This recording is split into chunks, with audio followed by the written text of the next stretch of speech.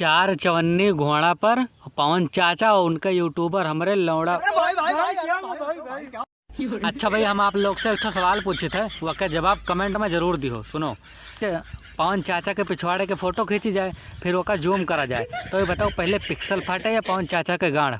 बड़ा हरामी हो बेटा।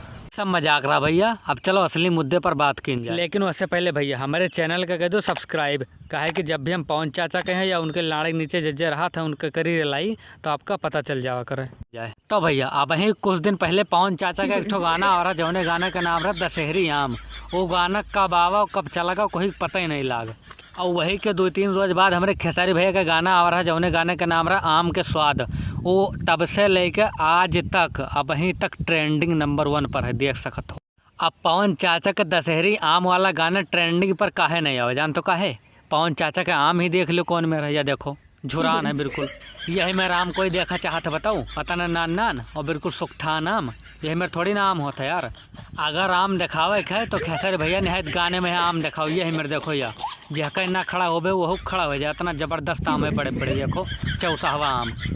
और इतना बड़े बड़े आम हमारे पवन चाचा लाइव नहीं सकते हैं, काहे कि इतना बड़े बड़े आम एक आम जो अपने मुँह में धैल ना तो ये सांस ना ले पाई, इतना बड़े बड़े आम है देखो।